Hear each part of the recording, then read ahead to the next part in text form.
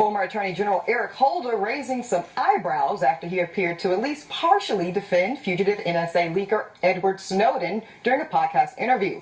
Snowden fled to Russia in 2013 after releasing national security documents. And while Holder says Snowden should be prosecuted, he claims there's at least a benefit to what he did. Take a listen.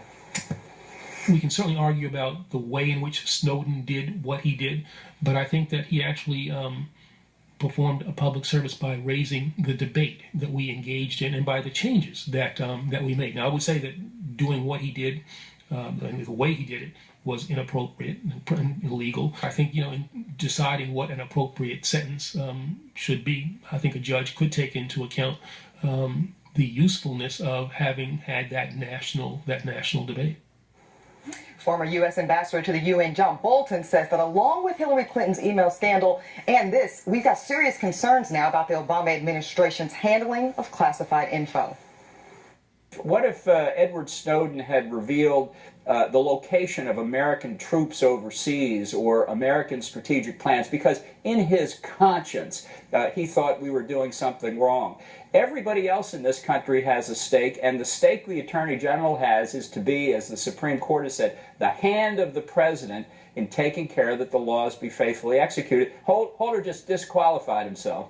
All right, Senator, what do we think? Is this an opportunity for Eric Snowden to be seen as both hero, Edward, to be seen as both a hero and a traitor, or can he be both? Well, first of all, I've called for Holder's resignation or firing 4 or 5 times when he was working there. I thought he was incompetent. I also think that Snowden is a traitor and he should be charged for espionage, put in jail. There's a reason he's in Russia, and God forbid he only had access to that material. I think if he had access to nuclear codes or troop movements or who our spies and informants were, he would have released that too. He has no conscience. And to think that Eric Holder would say, oh, he stimulated a public debate. With all due respect, we have that debate all the time, drawing that line between protecting our rights as guaranteed under the Constitution and protecting our safety and security. Rand Paul had them every day. Every day in the gym we were talking. He was on one bike, I was on another, and we're talking about that stuff. So I think it's a line of crap. Harris, he did say, Holder, that is, said that he harmed American interest. So is that an indication, do you believe that he's suggesting that he be prosecuted? Do you think he could barely get out the word illegal. He was stumbling and bubbling through. We went from treason to inappropriate behavior. I mean, what are we talking about here? Did someone get touched wrong? What is he talking about? Look at what Edward Snowden did, and I disagree with you on one point. I don't think he did it without conscience.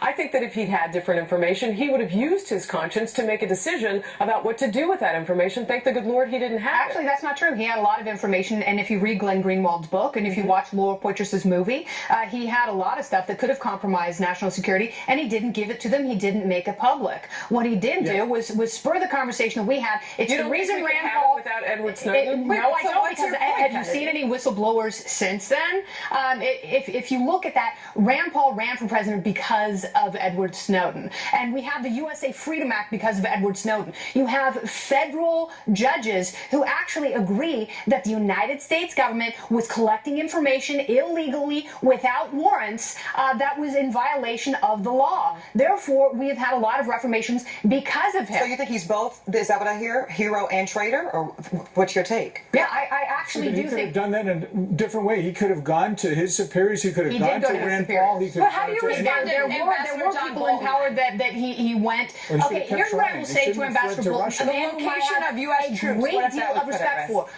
Ambassador Bolton is dealing with what-ifs. We have to deal with what is. Well, we're all dealing with what-ifs because we don't know what Edward Snowden has told the Russians. Like, I understand what you're saying, but we don't know what could become public from what he had.